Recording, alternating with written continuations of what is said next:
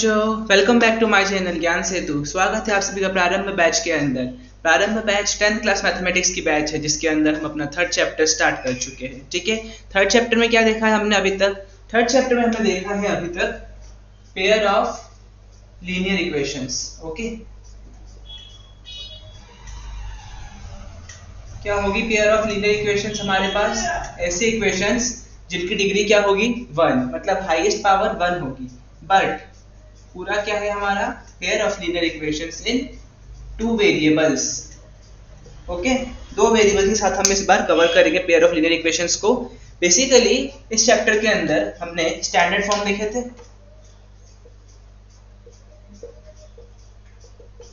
Sir ये क्या है? ये स्टैंडर्ड फॉर्म है एक लीनियर इक्वेशंस का, ax + by = c। ठीक है, x हमारा वेरिएबल है यहाँ पर, ये x वेरिएबल है, ये y वेरिएबल है। हो गए 2 वेरिएबल, दोनों की हाईएस्ट पावर कितनी है? 1। a और b हमारे पास क्या होगा? तो कांस्टेंट हो गए, और c एक और कांस्टेंट हो गया हमारे पास। ठीक है, सो ये हो गया हमारा standard form of linear equations in 2 variables. Pair की बात करूं तो पेयर को फॉर्म कैसे लिखते हैं? a1x + b1y = c1 and a2x + b2y = c2। ठीक है, ये हम पहले भी कवर कर चुके हैं, ये पिछले लेक्चर में हम कवर कर चुके हैं। जिन्होंने फर्स्ट लेक्चर अटेंड नहीं किया, और डिस्क्रिप्शन बॉक्स में प्लेलिस्ट की लिंक डली है, वहां पे जाके आप फर्स्ट लेक्चर देख सकते हैं। ठीक है, सो आज हम पढ़ेंगे नंबर ऑफ सॉल्यूशंस को कैसे हम ग्राफिकल फॉर्म में रिप्रेजेंट करते हैं। ठीक है, सो नंबर ऑफ सॉल्यूशंस की बात करते हैं। Number of solutions it means हमारे पास पेयर होगी लीनियर इक्वेशंस की। ठीक है, कौन सी पेयर्स हम कवर कर चुके हैं? पेयर क्या थी हमारे पास? a1x + b1y = c1, ये हो गया इक्वेशन नंबर 1। दूसरी क्या हो जाएगी? a2x + b2y = c2, ये हो गई इक्वेशन नंबर 2 हमारी। ठीक है, सर ये 1 2 क्यों लिखा है? 1 2 इसलिए लिखा है मैंने यहाँ पर क्योंकि हमें पेयर चाहिए। पेयर हमेशा 2 की होगी, तो ये फर्स्ट लीनियर इक्वेशन है 2 वेरिएबल के साथ, ये सेकंड लीनियर इक्वेशन है 2 वेरिएबल के साथ। ठीक है, a1 b1 c1 a2 b2 c2 ये सब कांस्टेंट है, x और y वेरिएबल है, दोनों में x और y सेम रहेंगे। ठीक है, पिछले लेक्चर में हमने कवर किया था, सपोज मेरे पास number of solutions find out करने थे। कैसे करते मैंने फाइंड आउट?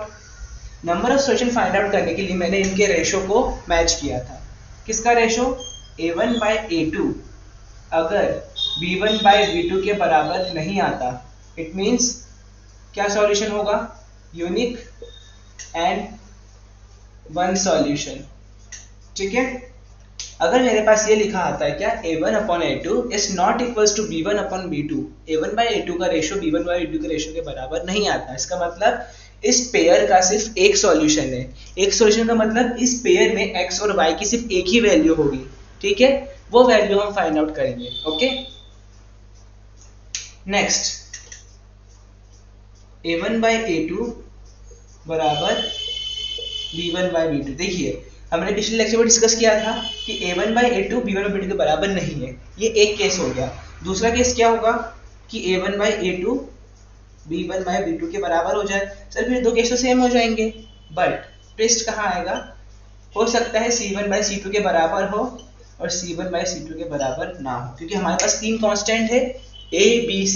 हम कांस्टेंट का रेशो लेकर चेक करेंगे कि हमारे पर्टिकुलर इक्वेशन के कितने सॉल्यूशन पॉसिबल हैं। ठीक है, तो एक केस क्या हो गया कि a1/a2 b1/b2 के बराबर नहीं है। दूसरा केस क्या है? a1/a2 b1/b2 के बराबर होंगे। ठीक है, उस पर अपने 2 केस बना लिए।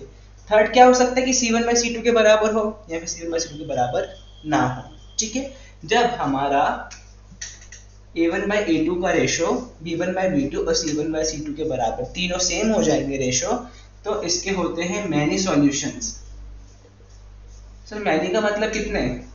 मैनी का मतलब होगा यहाँ पर इनफाइनाइट। सर ये कैसे पॉसिबल है? ये केस कैसे समझ में नहीं आया। देखो, इनफाइनाइट सॉल्यूशन का मतलब है कि x की हर एक वैल्यू के लिए y की कुछ ना कुछ वैल्यू मिल ही जाएगी हमें। ठीक है, क्लियर? जब हम इनको प्रॉपर ग्राफिकल फॉर्म में पढ़ेंगे तो हमें चीजें और भी क्लियर हो जाएंगी। ठीक है, नेक्स्ट थर्ड की बात करूँ तो a1/a2 बराबर b1/b2 but not equal to c1/c2। उस केस में क्या हो जाएगा? उस केस में होता है नो सॉल्यूशन। इस इक्वेशन का, इस पेयर का कोई सॉल्यूशन है ही नहीं। ठीक है, ये तीनों केस हमने पिछले लेक्चर में भी कवर किए थे, हमने एक बार इसको रिवाइज कर लिया। ओके, अब हम बात करते हैं ग्राफिकल रिप्रेजेंटेशन की। ग्राफिकल रिप्रेजेंटेशन मतलब क्या होगा, ध्यान से देखेंगे तो हमने 9th क्लास में ये इक्वेशन कहीं ना कहीं देखी है। तो इक्वेशन कहाँ देखी है हमने, 9th क्लास के अंदर ये इक्वेशन हमने देखी है, किसके अंदर, स्ट्रेट लाइन की इक्वेशन में देखी है। याद कीजिए स्ट्रेट लाइन की इक्वेशन क्या होती थी हमारे पास, a1x plus b1y plus c1 बराबर 0। तो ध्यान से देखो तो मुझे कुछ उस टाइप की इक्वेशन यहाँ पे देखने को मिल रही है। तो ये एक किसकी इक्वेशन है, ये पर्टिकुलर इक्वेशन है हमारे स्ट्रेट लाइन की, ठीक है। ये एक स्ट्रेट लाइन हो गई, ये दूसरी स्ट्रेट लाइन हो जाएगी 1 और 2, क्लियर। चलिए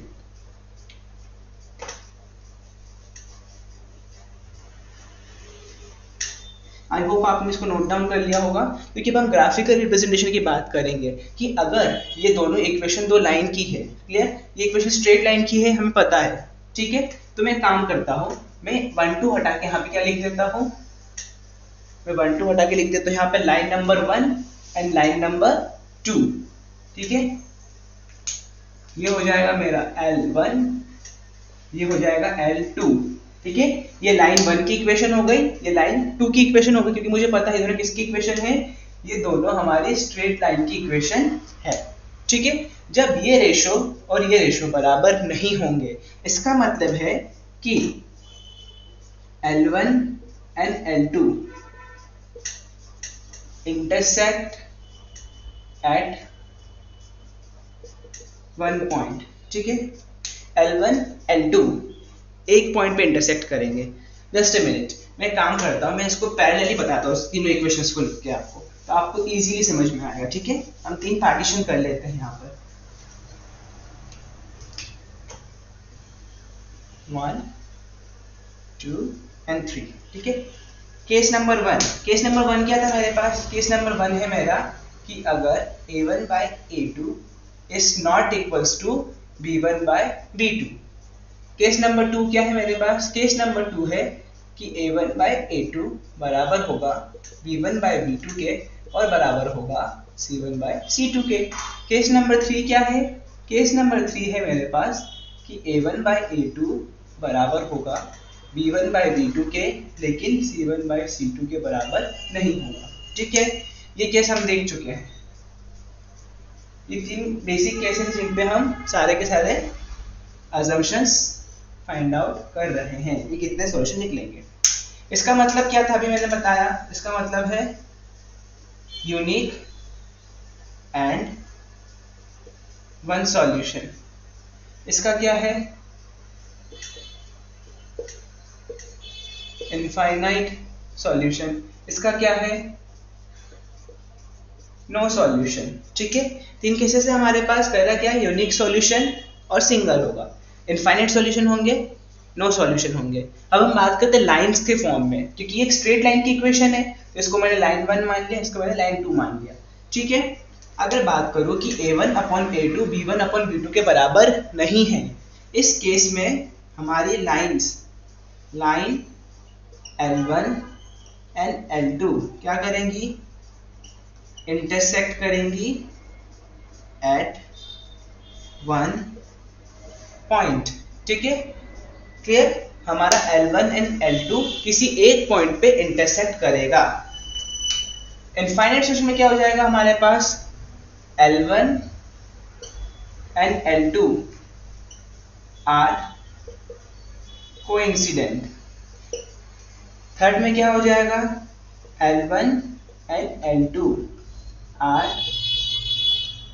पैरेलल टू ईच अदर।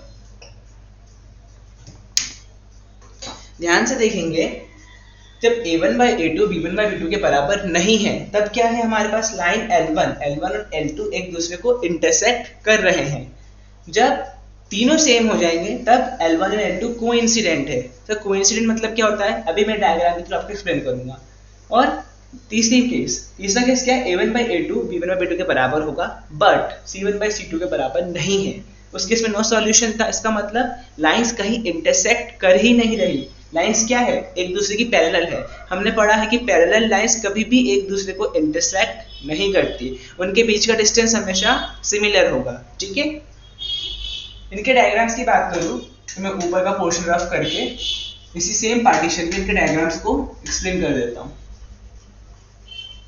अभी तक हमने देखा कि दो इक्वेशंस थी हमारे पास a1 a2। ओके, हम लाइंस की बात करें तो फर्स्ट केस में लाइन L1 L2 एक दूसरे को इंटरसेक्ट करेगी। सपोज ये मेरी लाइन कौन सी है, L1, और ये मेरी दूसरी लाइन कुछ है L2।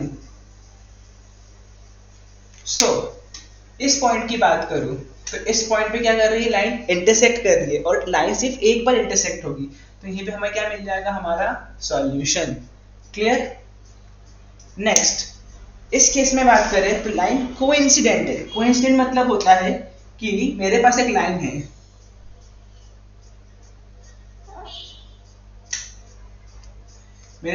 है, ये रही मेरी लाइन L1। ठीक है, कोइंसिडेंट मतलब दूसरी जो लाइन होगी L2 वो सेम इसके ऊपर बनेगी।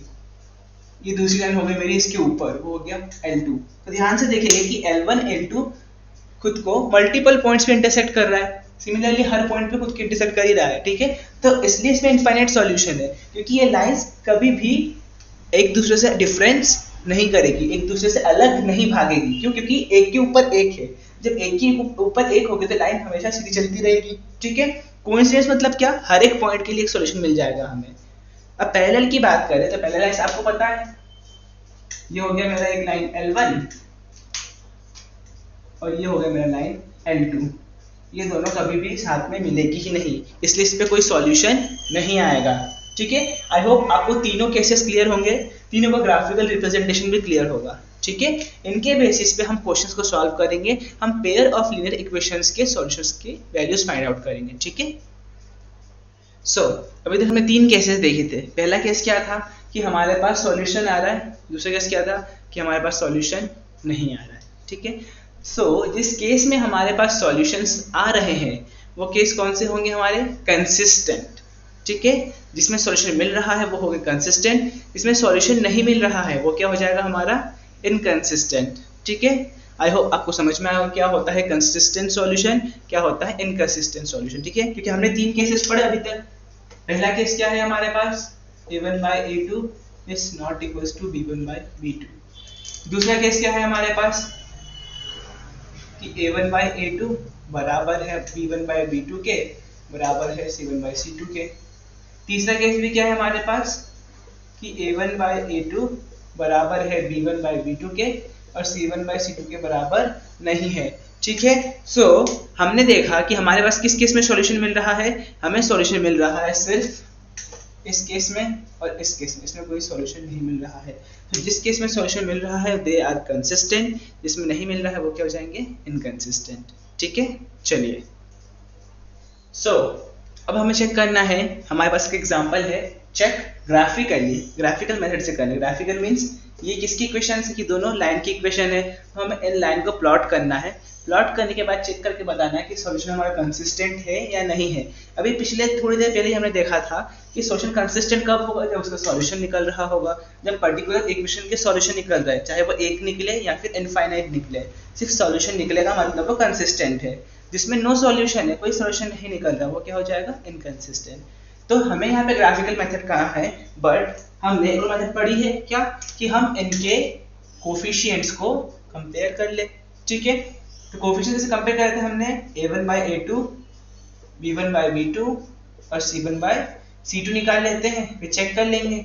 a1 by a2 कितना हो जाएगा, इसका कोफिशिएंट कुछ नहीं मतलब 1, इसका जस्ट अ मिनट मैं इसको डिफरेंट कलर से लिखता हूँ so it is clearly visible। इसका कोफिशिएंट होगा 1 और नीचे का कोफिशिएंट होगा 2। b1 की वैल्यू क्या है यहाँ पर 3, नीचे b1 की वैल्यू क्या है -3। ठीक है, ऊपर c1 की वैल्यू क्या है 6, नीचे क्या है 12। ध्यान से देखो तो a1 by a2 is not equals to b1 by b2 है ना। -3/3 कितना हो जाएगा, माइनस का 1, 1/2 कितना हो जाएगा 0.5। दोनों कहीं से कहीं तक बराबर नहीं है, इसका मतलब सॉल्यूशन कैसा है इसका सॉल्यूशन होगा हमारा यूनिक। क्लियर? इसका मतलब सॉल्यूशन कैसा है हमारा? यूनिक है। ठीक है, ये तो हमने सिंपल कंपेरिजन मेथड से निकाल लिया। हमें पता है कि रेशियोज को कंपेयर करेंगे कोएफिशिएंट के तो हमें पता चल जाएगा। बट क्या लिखा है? स्पेसिफिकली ग्राफिकली निकालना। ग्राफिकली मतलब हमें ग्राफ प्लॉट करना पड़ेगा। चलिए ग्राफ प्लॉट करते हैं। तो ग्राफ प्लॉट करना बहुत इजी है। तो एक्सिस बनाते सबसे पहले। ये कौन सी एक्सिस हो गई? Y axis. ये कौन सी एक्सिस हो गई? X axis. ठीक है, 0 बीच में आएगा। मैं यहाँ पे 4 का डिफरेंस ले लेता हूँ। 4, 8, 12, 16, -4, -8, -12, -16, सेम 4, 8, 12, 16, माइनस का 4, -8, -12, -16। ठीक है, बेसिक सा ग्राफ बना लिया मैंने। अब मुझे क्या करना है? प्लॉट करना है लाइन की इक्वेशंस को। तो लाइन की इक्वेशन कैसे प्लॉट करते हैं? देखिए, लाइन की इक्वेशन प्लॉटिंग का तरीका क्या है? अगर मैं यहाँ पर x या y में से किसी एक की वैल्यू को रखूँ तो मुझे दूसरे की वैल्यू मिल जाएगी।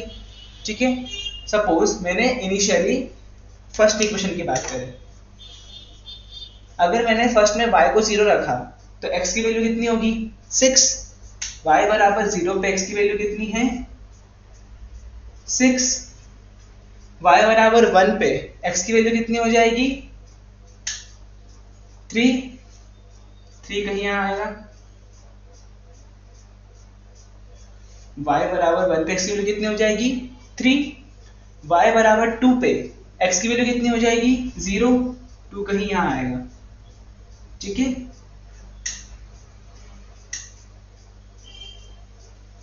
क्लियर? तो मुझे एक स्ट्रेट लाइन दिख रही है।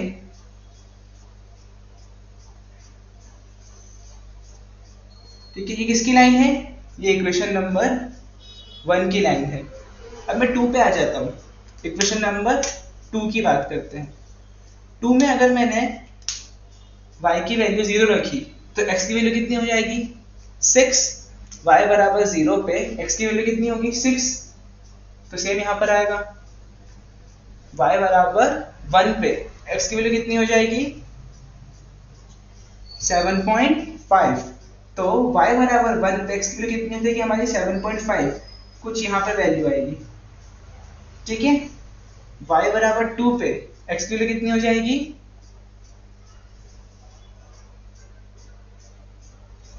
अगर मैंने y की वैल्यू 2 रखी है कितने जाएगा? 6। 12 और 6 18 9। तो 9 कहीं यहाँ पर आएगा हमारे पास। ठीक है, तो मुझे एक और स्ट्रेट लाइन दिख रही है यहाँ से बनती हुई, और ये इस पॉइंट पे इंटरसेक्ट कर रही है दोनों। इसका मतलब क्या है कि इसका सिर्फ एक सॉल्यूशन है। हमने देखा था कि लाइन जब सिर्फ एक पॉइंट पे इंटरसेक्ट करे, ये लाइन कौन सी है? ये है हमारी सेकंड वाली लाइन। ठीक है, ये फर्स्ट इक्वेशन की लाइन थी, ये सेकंड इक्वेशन की लाइन थी। तो ये फर्स्ट इक्वेशन की लाइन ऐसी जा रही है, सेकंड की ऐसी जा रही है, दोनों किसी एक पॉइंट पे आके इंटरसेक्ट कर रही है। तो इंटरसेक्ट सिर्फ एक पॉइंट पे होगा, इसका मतलब क्या है कि हमें क्या सॉल्यूशन मिलेगा? यूनिक। ये हमने रेशियो से भी फाइंड आउट कर लिया, ये हमने ग्राफिकल मेथड से भी फाइंड आउट कर लिया। ठीक है, आई होप आपको ये समझ में आया होगा, बिकॉज हमारी एक्सरसाइज 3.1 कंप्लीटली ग्राफिकल मेथड पे बेस्ड है। क्लियर? इससे तो हम सॉल्यूशन भी फाइंड आउट कर सकते हैं। सर कैसे? इस पॉइंट, जिस पॉइंट पे इंटरसेक्शन हो रहा है उसके कोऑर्डिनेट्स ही क्या होंगे? इसके सॉल्यूशन होंगे। ध्यान से देखेंगे, जब हमने y की वैल्यू क्या पुट करी थी? 0। y बराबर 0 पे x की वैल्यू कितनी आ रही है हमारी? x की वैल्यू आ रही है 6। इसका मतलब कि इसका सॉल्यूशन क्या हो जाएगा? 6,0। ठीक है सर, सॉल्यूशन निकाल दिया आपने।